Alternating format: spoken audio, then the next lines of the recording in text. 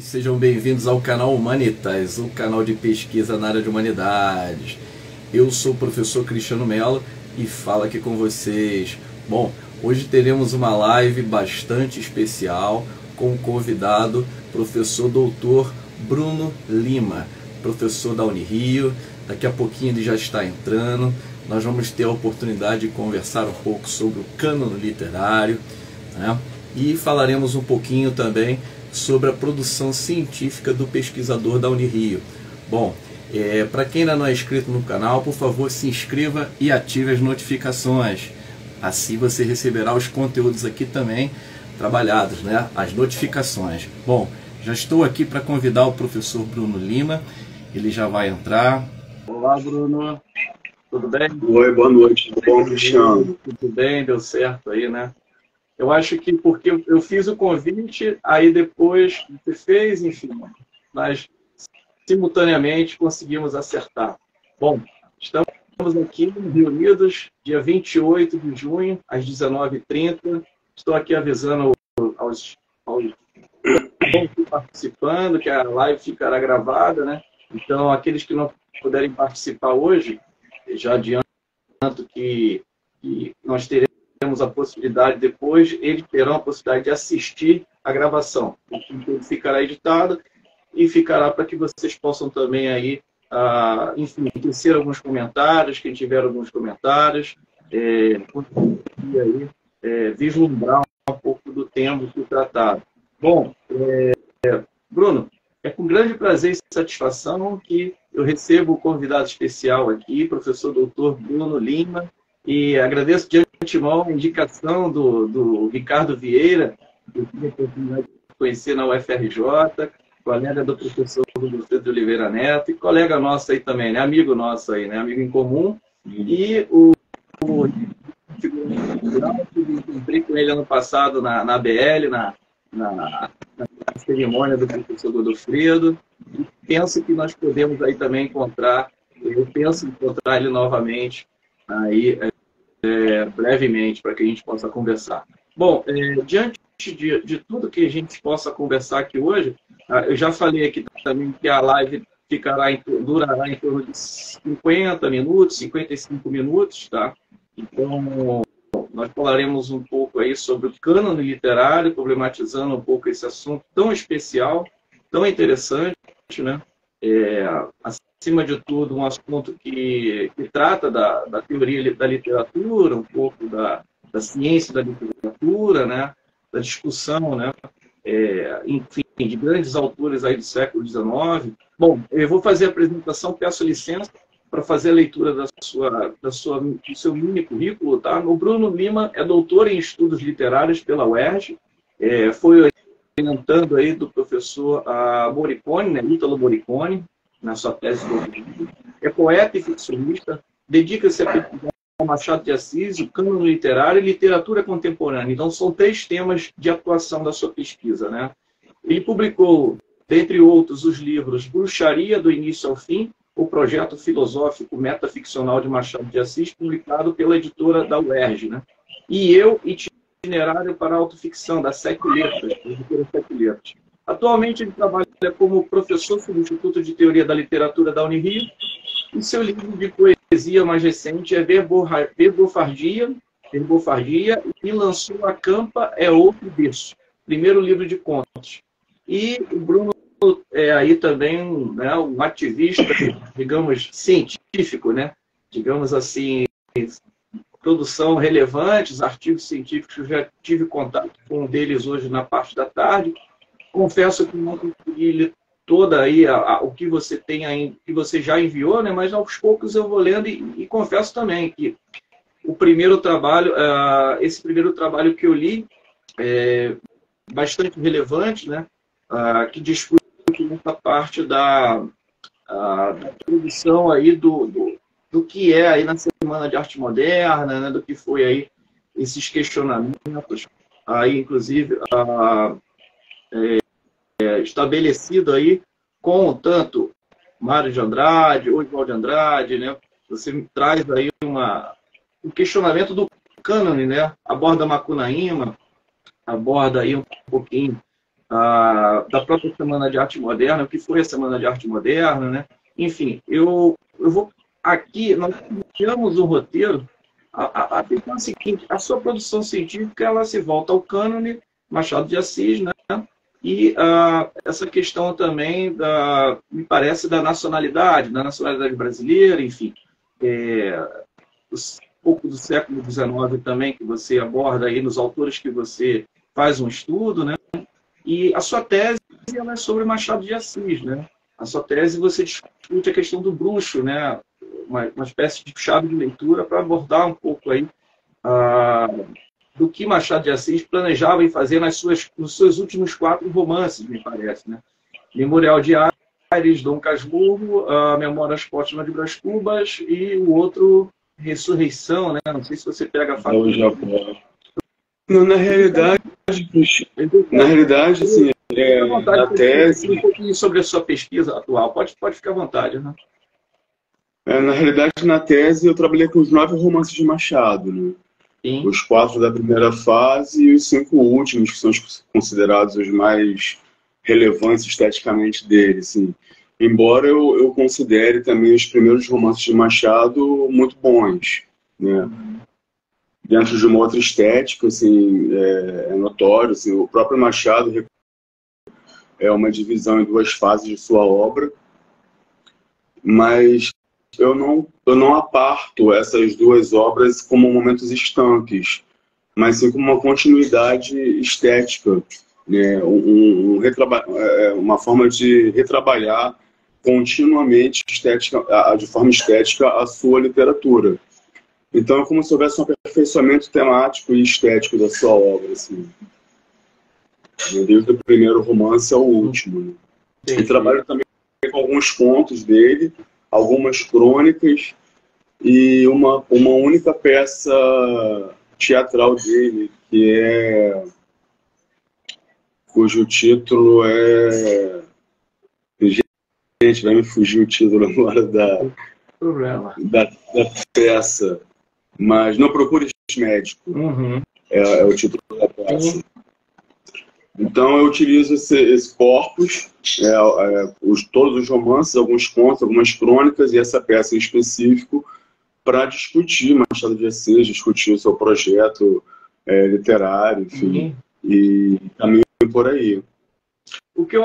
E até curioso, assim, porque a ideia nossa é conversar sobre o cânone, né, mas a princípio, deixar claro que não tem nada contra o cânone, né? Muito, assim, é justo o contrário. Assim, tanto é que eu vou pesquisar no meu doutorado justamente o mais canônico dos canônicos. Assim, que Machado de Assis, para mim, é sem igual.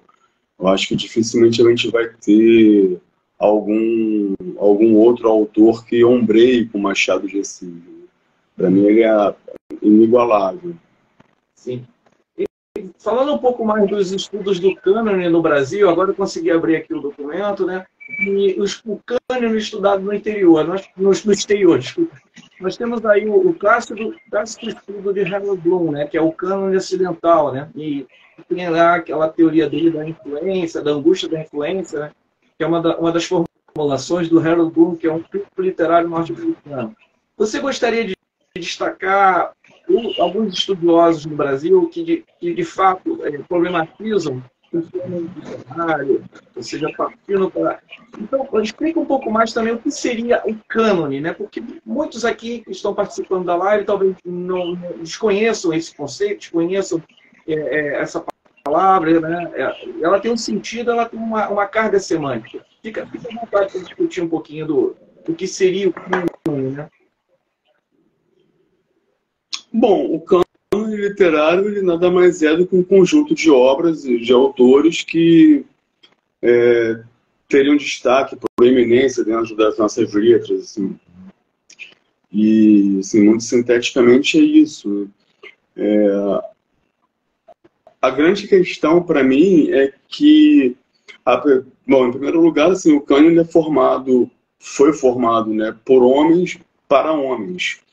Então é muito difícil a gente encontrar, dentre os autores do cânone brasileiro, escritoras, né? E ultimamente isso vem sendo cada vez mais revisto, né? Assim, muitas pesquisadoras têm se dedicado a resgatar autoras completamente obliteradas do cânone, esquecidas, ignoradas, enfim, de certa forma olvidadas mesmo, e são autoras importantes que nós devemos ler, assim. Por exemplo, a gente tem recentemente os escritores periféricos, né, Ferrez e outros, né, cuja estética é diferente do que se pensa a respeito de uma literatura canônica, mas é uma literatura que merece e deve ser lida também. Sim. Até porque o que esse grupo marginal tem a dizer, né, que estética apresenta, né, e eu acho isso de suma importância, de suma relevância para os estudos literários de modo geral. Porque a trilogia mais assim, ensaística, digamos assim, né, mais conhecida são os livros do professor Flávio Cotti, né, que é o Cânone Imperial, o Cânone Republicano e o Cânone, vamos aí, são 3 livros, né, em que ele vai se debruçar sobre os autores mais competentes, digamos assim, da nossa literatura brasileira, desde José de Alencar, Machado de Assis, né, ao Pompeia, Lino Barreto, Cris da Cunha. Ele vai questionar um pouco essas engrenagens, né, do que seria o cânone, né, na nossa concepção, mas, ao mesmo tempo, numa crítica bastante assídua, né, ou seja, muito direcionada a tentar, digamos, descortinar um pouco desses autores, dizer que, querendo ou não querendo, o Flávio Cotti ele foi polêmico também, né? Os estudos que ele escreveu. É um professor da Universidade de Brasília, não sei se ele ainda atua como professor, já está aposentado ou não, né? Mas são os mais conhecidos dele. Fica à vontade também para conversar um pouco. Porque, assim, é delicado, Cristiano, pensar o cânone, porque ele tem constante renovação, né? Por exemplo, autores que eram canônicos não são mais. Né? A gente pode pensar, por exemplo, em Inglês de Souza, né? Que para Lúcia Miguel Pereira foi o precursor do naturalismo no Brasil, antes mesmo de Luiz Azevedo, né? Com o romance Coronel Sangrado. Né? E pouco se fala de Inglês de Souza, assim, é um completo desconhecimento de quem foi Inglês de Souza. Então, até nesse sentido assim, de autores e de obras que participaram do cânone de forma bem ativa e atuante, paulatinamente, não se sabe exatamente o porquê, e aí são várias as razões que a gente pode tentar elencar, foram caindo no ostracismo. Sim. Especialmente se for pensar, por exemplo, no modernismo, né? Apagou. Sim. Quem lê Pagou hoje? Assim, os cursos de letras falam de Pagou, só para citar um exemplo. Né? Mas assim, há outros, Castelo Ricardo, enfim, dentre os próprios modernistas, assim, há vários que já não são mais estudados, pouco lidos, inclusive. Uma vez eu fiz um exercício de colocar de Souza no estante virtual, e foram pouquíssimas as chamadas de livros dele. Sim. E aí, por outro lado, se você coloca Luiz Azevedo, são páginas e mais páginas e mais páginas de romances de Luiz Azevedo. Sim. Né? Quer dizer, por que a Luiz Azevedo continua sendo extremamente importante? E né? Não estou negando que seja. Né? Mas por que não Inglês de Souza? Assim, por que ele foi esquecido? Né? Se a gente considerar, concordando com a Lúcia Miguel Pereira, que ele, com o Coronel Sangrado, foi o precursor do naturalismo no Brasil, alguns anos antes, inclusive, da primeira publicação de Luiz Azevedo. Então, assim, nesse sentido, a gente tem que repensar o cânone mesmo. Porque escritores do século XIX, por exemplo, são completamente ignorados, ou mesmo do início do século XX. Então, aquela coisa de Se a gente for pensar que a ABL, só em 77, foi finalmente admitir a primeira mulher como imortal, né? São questões a serem colocadas, né? A serem repensadas. É interessante. Interessante porque eu trabalhei prosa brasileira 1 e prosa brasileira 2 agora na UFRJ, né?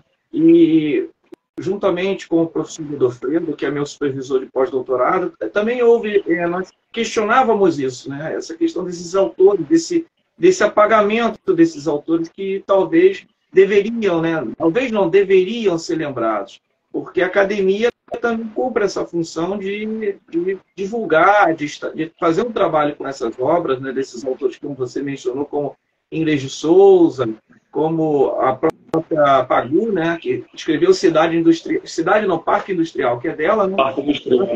E ela só é conhecida por essa obra, mas me parece que ela escreveu outras também, né? E, enfim, um outro escritor também que é muito assim, apagado no modernismo é o Paulo Menotti Pelpiccia, que escreveu a República 3000. Escreveu a República 3000, inclusive eu escrevi um artigo sobre a obra, né, a República 3000, e ele não é conhecido, porque muitos conhecem Oswald de Andrade, Mário de Andrade, né, Graça Aranha, enfim, né, os modernistas paulistas, né, o Retrato do Brasil, do Paulo Prado. O Paulo Prado ajudou a financiar a Semana de Arte Moderna, né? Então, quer dizer, e poucos conhecem essa obra, o Retrato do Brasil. É uma obra ensaística, mas, sem sombra de dúvida, é importante para nós entendermos também o contexto, né? Enfim, a relação do Brasil com os outros países, enfim, a questão do jeitinho brasileiro, ele fala da preguiça do brasileiro. Lá ele traça um diagnóstico, né? Um ensaio muito interessante. Eu li essa obra em 2012, né? Porque eu trabalhei com o turista aprendiz, né? E o Mário de Andrade, ele dedica o turista aprendiz ao Paulo Prado, me parece. Então, quer dizer, são questões assim a serem colocadas em xeque, como você mencionou. E o que é mais interessante também nós pensarmos um pouco sobre essa questão da problematização do cânone, né? Como é o próprio título aqui da live, né?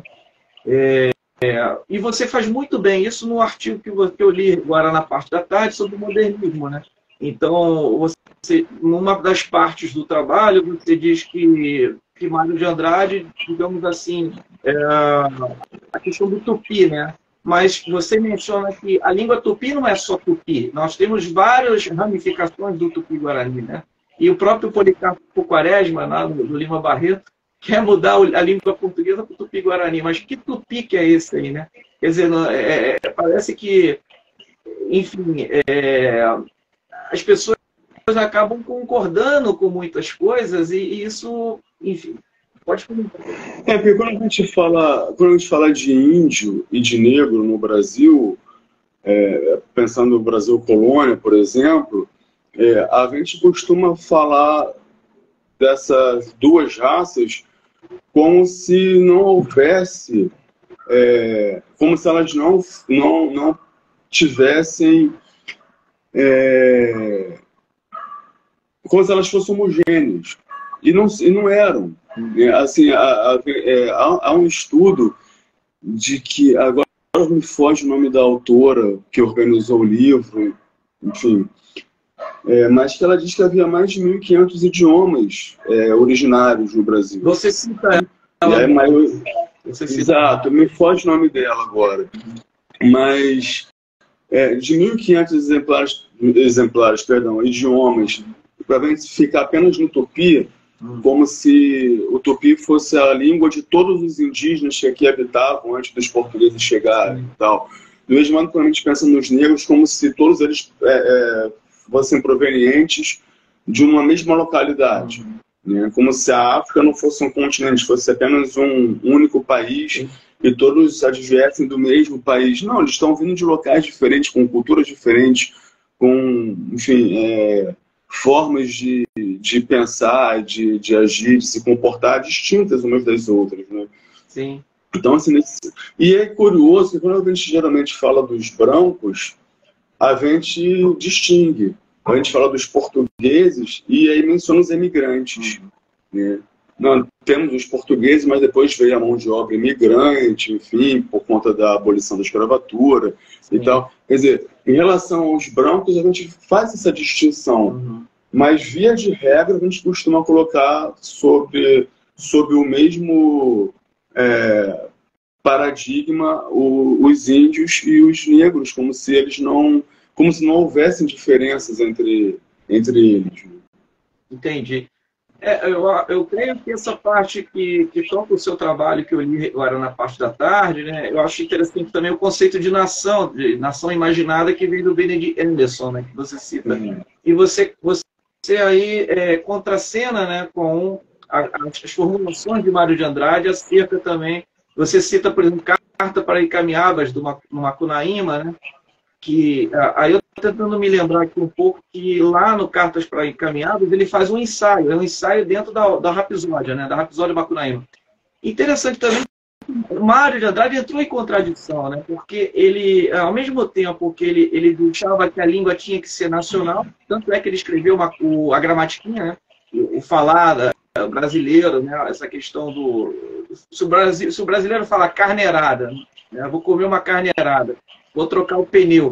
Não está errado. Isso aí é o espírito do brasileiro. Lá ele defende na gramatiquinha, né? Então, aí você tem que ele mesmo entra numa discussão em relação ao plágio que ele fez do naturalista, né? Do Kurt Grünberg, né? Que ele plagiou e disse, sim, eu plagiei. Eu plagiei o naturalista europeu que está dentro aqui do Macunaíma, né? Então, ele assume isso. Ele assume e daí você coloca duas posições. Uma pesquisadora que defende o Mário e o outro pesquisador que desabona a posição dele, né? E interessante também que no seu artigo, né, nesse artigo, a gente pode deixar o nome depois na descrição também, a gente vai deixar na descrição do vídeo, você fala desse projeto estético do Machado de Assis, né? E Machado de Assis, ele captava o que era de fora, ele captou o que era de fora, e ao mesmo tempo transformou isso para uma realidade brasileira, alcançando esse esteticismo que você mencionou. Então, o João César de Castro Rocha, por exemplo, você cita ele, né? Que diz que uma passagem do João César de Castro Rocha que o próprio Machado não poderia se isolar dessas ideias externas, né? Ele tinha essa consciência, ele tinha isso já na sua percepção de estética, né? E ao mesmo tempo ele provocava isso nas suas obras, né? Quando ele, por exemplo, coloca um defunto autor, Memórias Póstumas de Brás Cubas, né? A influência aí era do Sterne, né? Do Sterne inglês, enfim, do que ele lia, né? Otelo de Shakespeare, assim, várias outras obras que ele lia. Então ele conseguia, né, transpor isso dentro da sua obra. Então, assim, eu achei muito interessante que você vai problematizando o seu trabalho e você tem um olhar criterioso acerca da produção, né? Você inicia com o modernismo, mas ao mesmo tempo você vai dialogando com outros autores e como eu citei aqui, o Benedict Anderson, né? A própria teórica que você não lembrou o nome aí também, que é um sobrenome estrangeiro, enfim, que ela menciona da língua, né? Da linguagem, enfim, do tupi, né? Assim, eu gostaria de ouvir da sua parte, agora fazendo uma expansão maior aqui da nossa conversa, o que te levou a pesquisar o cânone, né? O que te levou? Quais foram as motivações que você teve? E qual foi a escolha também desses autores? Se houve uma simpatia ou não por eles? Fique à vontade para comentar também, de forma geral ou mais específica. Fique à vontade. Só para dar um crédito que é necessário, assim, o João César de Castro Rocha ele tem um livro muito bom chamado Por uma Poética da Emulação, em que ele vai argumentar que Machado de Assis, de maneira a se ombrear com essa de Queiroz, ele vai justamente emular autores canônicos da literatura universal, de maneira a ressignificar essas obras na sua própria literatura. Sim. Então, o João César ele vai, de uma maneira, dizer que, oswaldianamente, Machado, de certa forma, já estaria, de alguma maneira, sendo antropofágico, por assim dizer. Entendi. ele absorve o cânone literário e cria, a partir disso, uma literatura própria, né, com uma estética própria, enfim. É claro que há uma grande distância entre essa absorção de Machado e que o hoje eu te propunha anos mais tarde. Sim. Mas é interessante essa leitura que o João César de Castro Rocha faz, que é um livro muito bem escrito e muito bem fundamentado também. Mas, assim, eu comecei a me interessar por essa questão canônica, assim, de repensar os autores que não estão no cânone e poderiam e deveriam estar, muito em contato com outros pesquisadores e outras pesquisadoras que se debruçam sobre isso, assim, sobretudo a questão da literatura de autoria feminina. A Euridice Figueiredo tem um livro dela, dentre outros, né, mais primoroso, chamado Por uma Crítica Feminista, em que ela vai trabalhar de forma bem exaustiva, assim, as autoras desde o século XIX que foram negligenciadas. Sim, sim. E ela recupera isso e começa e discute, e trabalha essas obras, enfim, de modo que a gente possa se perguntar, ao menos, assim, o que as mulheres tinham a dizer e por que a gente não tem acesso a essa literatura. Porque, por exemplo, é muito diferente ler, por exemplo, José de Alencar, Senhora, sim, que, na minha opinião, é o melhor romance dele, o mais maduro de Alencar, em que ele está tratando de um universo feminino ali, enfim, da questão do casamento, da Aurélia com Seixas e como se dava e tal. Mas isso sob a ótica masculina. Sim. Do mesmo modo que a gente lê Machado, né, se a gente pegar Dom Casmurro, vai estar lá um narrador masculino, Bento Santiago, cujo autor também é um homem falando sobre uma possível traição de Capitu. Sim. E a gente não tem uma literatura de autoria feminina que trate, quer dizer, a gente tem, mas a gente não estuda ela. Sim. Né? Então ela vem sendo recuperada, sendo problematizada, e isso vem me interessando bastante. Assim. Por que não lemos esses autores? Ou esses outros, ou autores, por exemplo, como eu falei do Ferrez. Sim, do Ferrez. Acabou por que não ler esse tipo de grupo marginalizado, socialmente falando, e simplesmente falar, nós temos o que dizer, nós estamos aqui. Né? E sim, somos periféricos, né? Não negamos isso, e temos o que dizer, temos o que escrever, fazemos sim literatura. Sim. E eu já ouvi muitas críticas a respeito da literatura do Ferrez, esteticamente falando. Sim. E a pergunta que fica mas assim, quais foram os padrões estéticos que nos nortearam? Sim. É um padrão eurocêntrico. Né? Então, por que não compreender essa outra estética? Sim. Por que não valorizá-la também? Sim. Eu acho isso importante. É o que é muito comum. Sim. Só para concluir, Cristiano, é muito comum, se você pergunta para alunos de letras, quais autoras canônicas eles conhecem, eles param para pensar. Assim, não é... E aí vão citar, depois de pensar um pouco, Clarice Lispector, Raquel de Queiroz e reticências. Não é uma coisa natural, assim, eu conheço tantas escritoras. Não, são poucas. Né? Então, é importantíssimo que a gente, cada vez mais, dê espaço, dê voz para essa literatura, que a gente leia essa literatura. Sim. Né? Eu tive a sorte de, na minha graduação, há um tempo tão distante, né, ter entrado em contato com o Inglês de Souza, por exemplo, por indicação de professores. Aí eu fui pesquisar, fui ler. Sim. Ainda lá atrás, quando garoto, ainda lendo, né, ainda na graduação. Sim. Mas há ensaios escritos de pesquisadores que argumentam que uma das razões para autores serem, de alguma maneira esquecidos, caírem numa espécie de ostracismo literário, Sim. é justamente a academia. Na medida em que a academia não oferece essa leitura para os seus alunos, que sairão da faculdade, professores de literatura, desconhecendo esses autores, eles também não passarão adiante para os seus futuros alunos esses autores. Então, cada vez mais eles vão ficando esquecidos.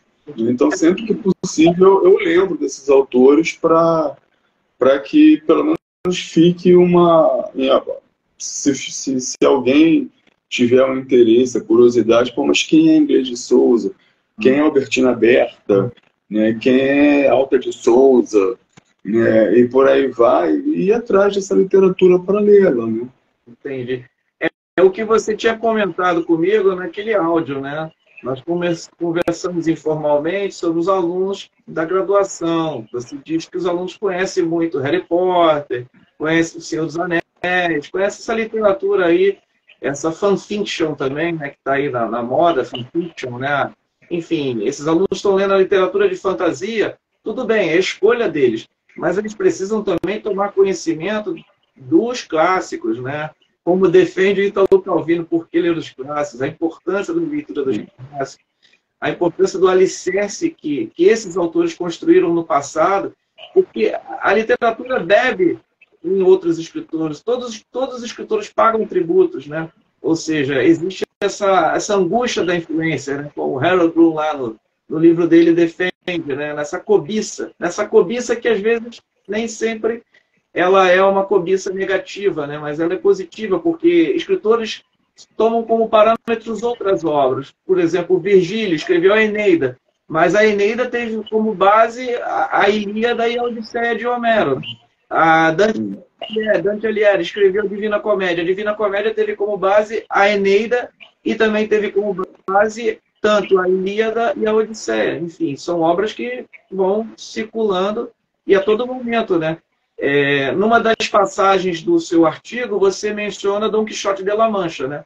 Dom Quixote de La Mancha é o romance, né? É o nascimento do romance. Então, quer dizer, o Lukács defende isso na teoria do romance, né? Que é o indivíduo isolado, lendo o romance sozinho, né? Enfim, nós temos obras que remetem a outras obras. O cinema é assim, né? Enfim. Porque não dá para falar de literatura sem falar em intertextualidade, né? Assim, por exemplo, Dom Quixote só existiu porque havia antes as novelas de cavalaria, né? Que Cervantes vai fazer justamente uma paródia das novelas de cavalaria. Ele era um crítico severo das novelas de cavalaria e faz o Quixote doido, né, louco, justamente por ser um grande leitor de novelas de cavalaria. Não, assim, não dá para se pensar literatura sem se construir uma intertextualidade, assim, como você estava mencionando. Né? Assim, por exemplo, eu tenho a minha filha mais velha, ela é uma grande leitora.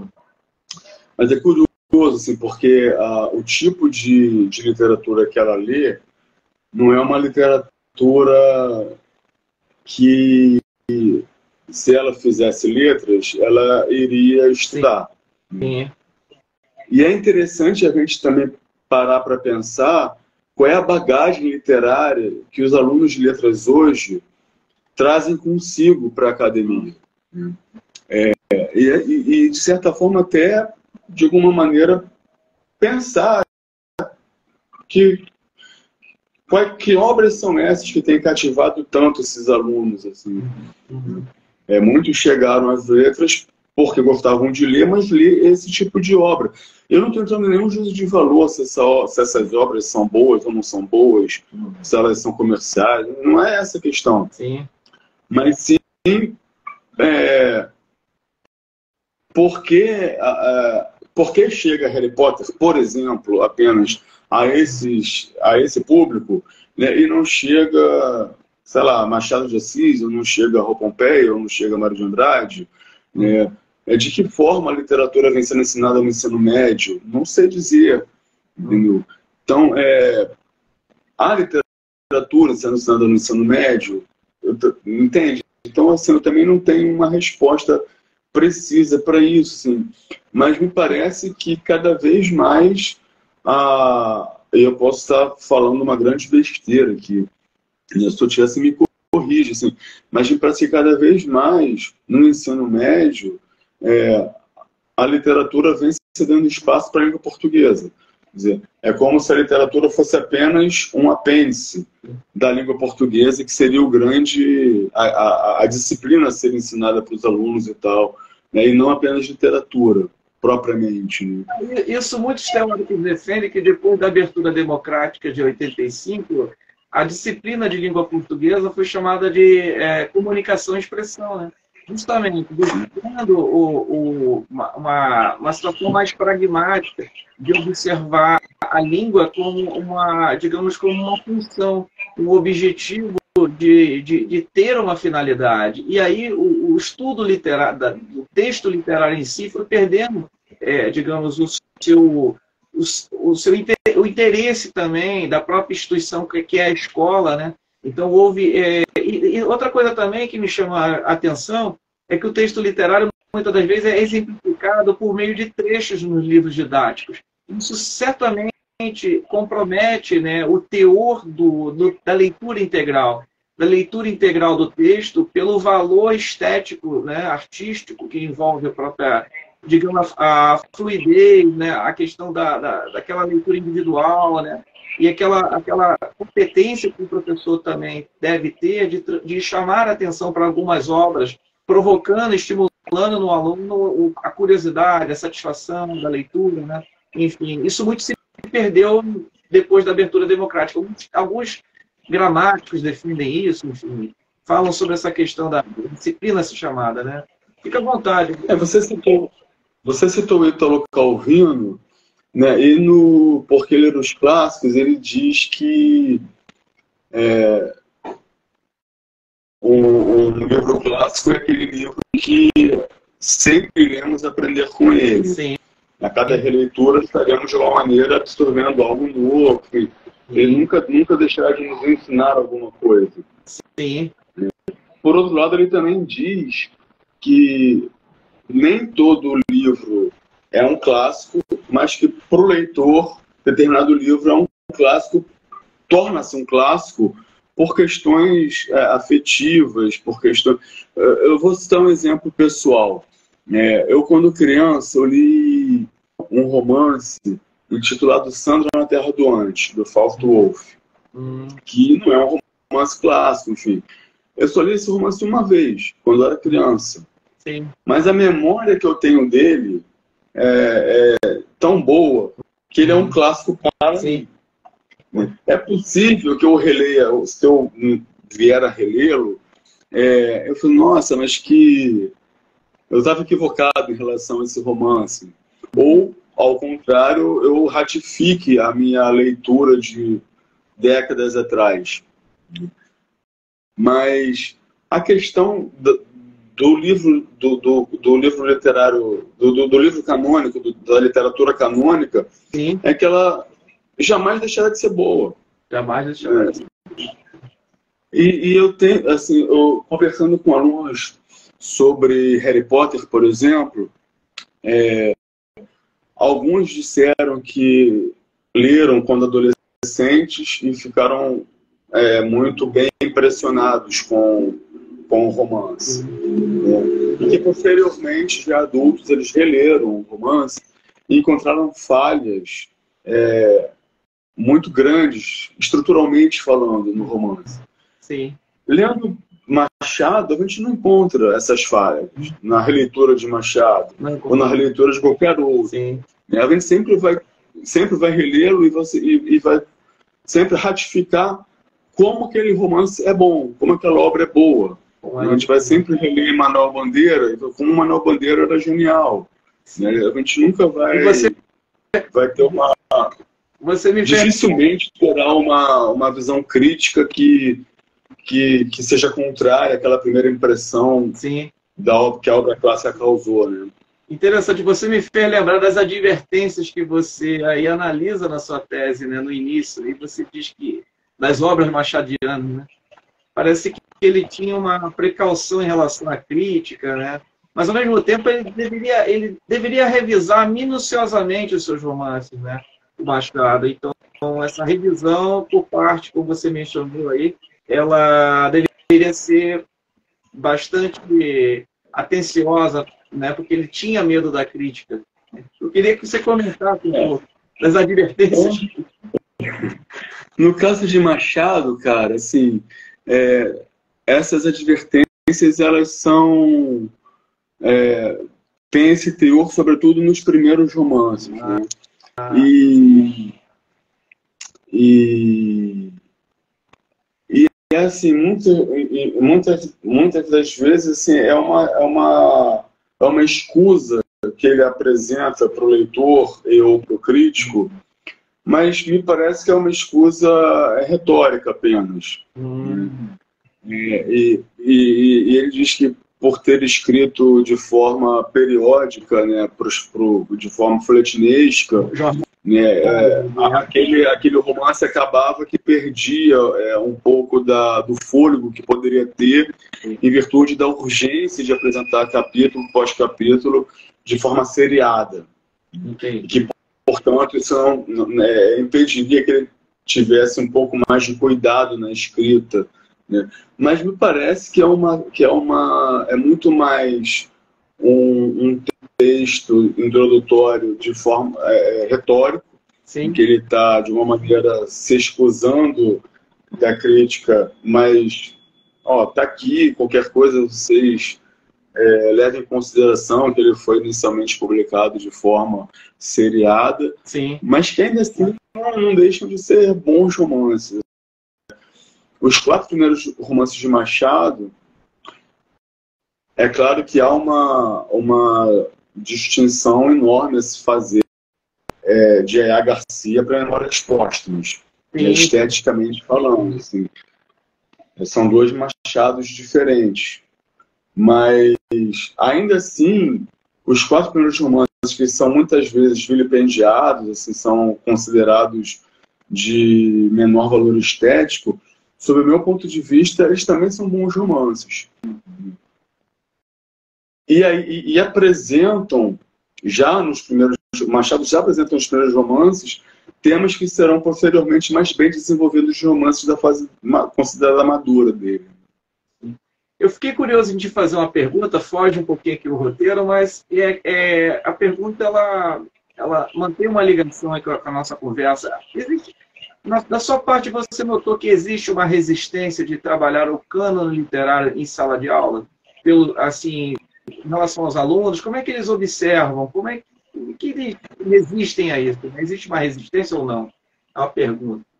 O que você observa? Bom, é uma pergunta difícil. Assim. Eu acredito que eles compreendem a importância de se estudar o cânone. Eles estudam o cânone, não deixam de fazê-lo.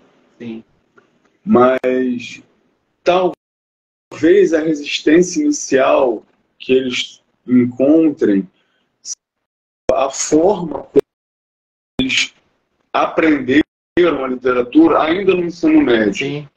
Aquela coisa muito de história da literatura. Aí vai estudar o barroco, vai estudar o arcadismo. E dessa forma historicista, é muito possível que um aluno tire 10 no ensino médio, por exemplo, em todas as provas que fizer de literatura, se ler uma única obra. Ele vai decorar quais são os estilos, né, de cada autor, enfim, quais são as características, o que o barroco, o arcadismo, o romantismo, enfim, apresentam como características estéticas e tal, e vão simplesmente reproduzir isso sem que haja uma leitura das obras. Entendi. E penso eu que é muito mais importante ler a obra do que ficar simplesmente atento a quais são... Porque a gente não pode falar, por exemplo, em modernismo, e sim modernismos, né? Como não há romantismo no singular. Né? Então, dessa forma, a leitura da obra ela é urgente. É muito mais do que ficar atento a quais são as características, essas ou aquelas de cada escola de época, por exemplo. É interessante a sua fala, porque essas escolas literárias, né, inclusive as vanguardas, enfim, o cubismo, né, o dadaísmo, enfim, todas elas funcionam para demarcar temporalmente, né, e também fazer, digamos, que as obras se situem no tempo e no espaço. Mas eu gosto sempre de brincar que ninguém dorme modernista e acorda na literatura de 64, né? Ou seja, na literatura contemporânea, que engloba os autores da Resistência, né? Da Resistência, como Carlos Heitor Coni, Antônio Calado, entre outros. Elas são encaixadas porque elas precisam ser didaticamente funcionais, né? Pedagogicamente falando, elas também, digamos, elas funcionam assim para serem trabalhadas dessa forma, né? Apontando algumas características ou outras. E também, assim, ao mesmo tempo, isso fecha, né? Como você mesmo disse, isso acaba fechando a visão do aluno, né? Em relação a somente isso, quando o aluno, por exemplo, faz um cursinho pré-vestibular, né? E lá no cursinho pré-vestibular, o professor vai trabalhando essas características, né? Isso, às vezes, fecha esse olhar para que ele possa não ler a obra, ou seja, ele acaba ficando refém dessa didática, né, dessas escolas. Né? O pré-modernismo é exemplar disso, né? Porque, às vezes, salvo engano meu, foi em 33, acho que foi Alceu Moroso Lima, salvo engano, que em 1933 denominou como pré-modernismo aquela literatura anterior à Semana de 22. Sim. É como se houvesse uma necessidade muito grande, didática que seja, né, assim, de compartimentar essas obras em momentos estanques. Né? Assim, mas o que é os Sertões, o que é Lima Barreto? Vamos chamar de pré-modernista. Né? E há uma distinção imensa entre os Sertões e entre qualquer romance de Lima Barreto, por exemplo. Né? Então, assim, agrupá-los sobre uma mesma rubrica literária, estética, esses dois autores em especial, me parece o que eles têm em comum? Me diga. Assim, eu não consigo observar nada em comum pegando os Sertões do Euclides, pegando Policarpo Quaresma, por exemplo. Sim, quem aproxima eles é aquele professor da Unicamp que faleceu, Nicolau Tchevchenko. Já faleceu faz um tempinho, né? Sim, a literatura como missão que ele faz essa aproximação, né? Ao mesmo tempo que ele diz, né, que inaugura, né, a modernidade, enfim, faz esse apanhado também da demolição dos cortiços na cidade do Rio de Janeiro, né, bota abaixo, enfim. Mas, assim, o que é interessante mencionar também, aqui, tentando aqui criar um pouquinho mais de expansão da nossa conversa, Bruno, é que, assim, eu gostaria de comentar um pouquinho dessa parte da sua tese, né? Porque eu fiquei também curioso em questionar isso, que você trabalha com 4 romances de Machado e você trabalha com essa questão do bruxismo, né? Do bruxismo é uma coisa, né? Do bruxismo é aquela ranger os dentes, né? Mas se chama bruxismo, o bruxo, ele era conhecido como bruxo do contestado, ele recebeu esse epiteto, né? Querendo ou não querendo, ele morou no bairro do Cosme Velho por um bom tempo, né? Inclusive uma das casas... o bruxo do Cosme Velho. Uma das casas que ele morou ainda está lá, de pé, parece, ou que virou uma padaria, virou uma lanchonete, ali nas Laranjeiras, né? Ali na Rua das Laranjeiras. Eu gostaria que você comentasse um pouquinho aí da sua pesquisa de doutorado, nesses minutos finais, tá? Fique à vontade aí também, se relaciona com o cânone ou não se relaciona também, fique à vontade para falar um pouquinho mais sobre isso.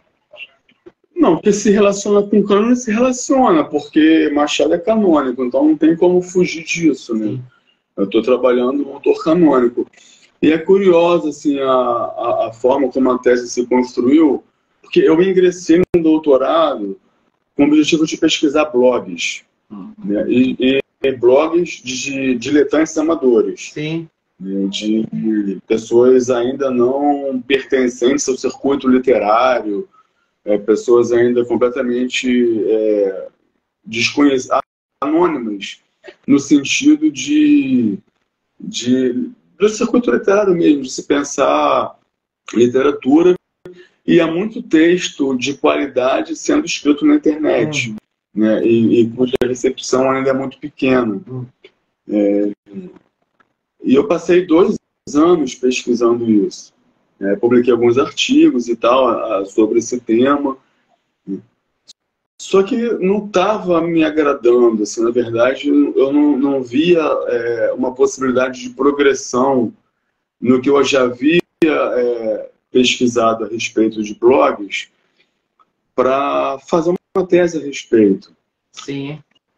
E eu meio que, para descansar dessa pesquisa, fui reler Memórias Póstumas. Sim. Ao reler Memórias Póstumas, eu falei, é isso que eu quero fazer. Aí conversei com o Heitor Morricone, que era meu orientador, ele me deu liberdade para modificar radicalmente o meu projeto. E aí, em 2 anos,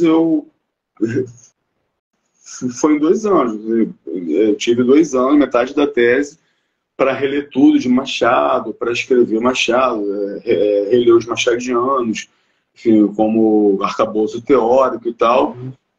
E aí mergulhei nesse universo, né? Que foi de um prazer assim inenarrável, assim, porque Machado, para mim, é o maior dos nossos escritores. Sim. Então, assim, eu defendo algumas coisas, como, por exemplo, que ele tal qual Nietzsche apresenta na sua obra ficcional uma crítica à noção de sujeito, né? O que Nietzsche faz na filosofia, Machado faria na literatura. Embora Machado não tenha sido leitor de Nietzsche, deixa isso claro também. Machado não leu Nietzsche. Não leu Nietzsche. Mas eu aponto semelhanças na filosofia nietzschiana e na literatura machadiana. E, enfim, essa é uma questão. Uma outra é justamente de que, por exemplo, Mário de Andrade, no aspecto da literatura brasileira, ele chama a literatura de Machado de monótona, no sentido da recorrência à temática. Né? E nesse sentido, Mário tem razão, porque é muito comum a gente observar na literatura, na prosa machadiana, temas como a morte, como o adultério, a música, enfim, são temas que estão recorrentemente ressurgindo. Sim. E aí eu vou dizer que, na realidade, não é uma monotonia temática, é assim, um aperfeiçoamento temático e estético que Machado apresenta nos seus 9 romances. Se inicia com o primeiro e vai até o último como uma conclusão de um projeto literário que ele havia iniciado lá no primeiro romance. Enfim, é muito complicado resumir uma tese, né, assim, em poucas palavras, mas esses seriam os 2 grandes eixos assim, que eu procurei encaminhar a tese, de uma maneira. Mas deu para entender, porque você move esses argumentos, né, no decorrer dos capítulos, né, e você consegue provar isso, né. E eu fiquei... porque você citou a Ilíada, você citou, enfim, a epopeia clássica, né, Virgílio, enfim. O que a literatura tem de comum desde sempre é falar sobre questões humanas.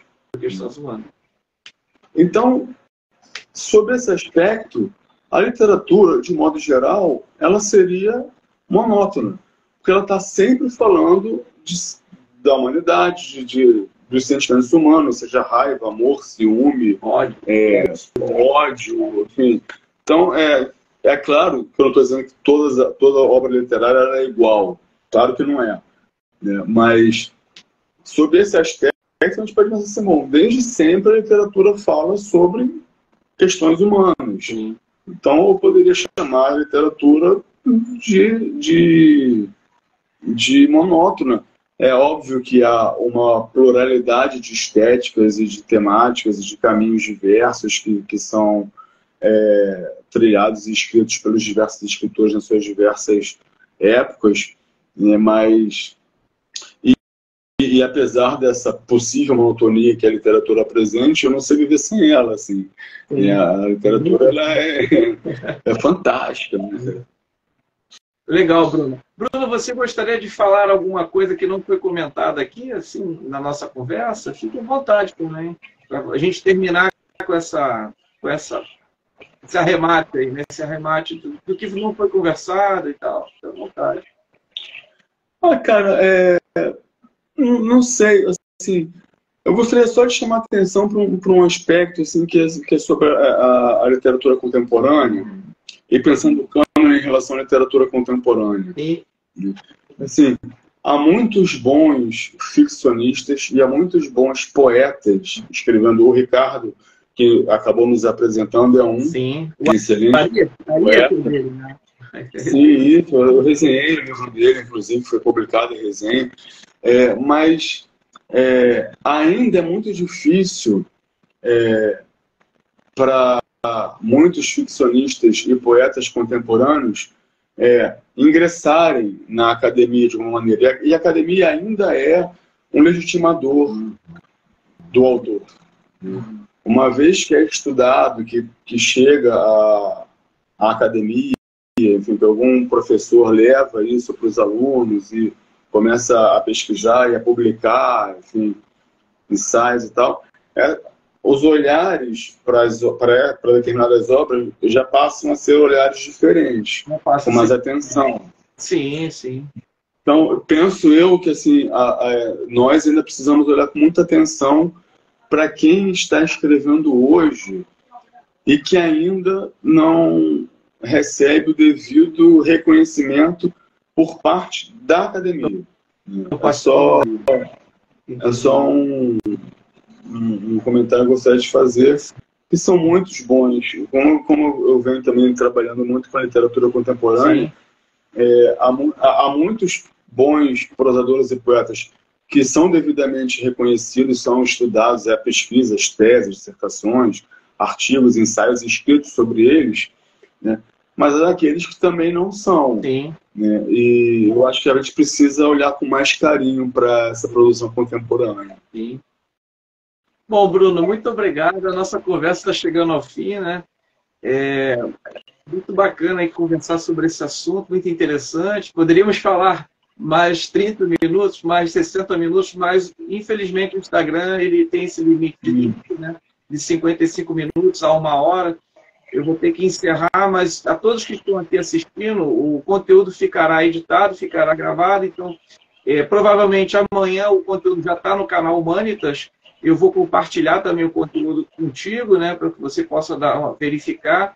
E nos vemos aí numa rodada de chopp, né, numa conversa informal, no Largo do Machado, né, aí, ou mesmo nas Laranjeiras, ou no Flamengo, né, para trocar uma ideia legal. Eu chamo até o Salviano, que é um colega meu aí da UFRJ, um poeta também, escritor. Provavelmente ele deve estar assistindo a live, ou vai assistir depois. E, mais uma vez, obrigado por aceitar o convite, Bruno. Obrigado. Foi um prazer enorme, cara. Eu que agradeço o convite, né? Você falar de literatura é sempre prazeroso. Assim, quem tem que agradecer sou eu. O conteúdo é muito expansivo, né? Eu sei que é inesgotável por natureza, falar do cânone literário numa live de 55 minutos, mas as indicações que nós falamos aqui, as referências, eu vou acrescentar também na descrição do vídeo, todos os livros do Flávio Cote, né? Por exemplo, o livro do Ítalo Calvino, né? Que é o Porquê Ler os Clássicos, enfim, para que as pessoas possam tomar contato com esses livros, com essas obras, e facilitar também aí o desdobrar desse conhecimento, né? Mais uma vez, muito obrigado. Eu vou sair, eu vou pedir que você saia, que eu vou ter que fazer aqui o fechamento, e daí aí um abraço e até logo. Uma boa noite para você, boa noite para todos também que estão assistindo. Para vocês também, gente, foi um prazer. Eu também, até mais.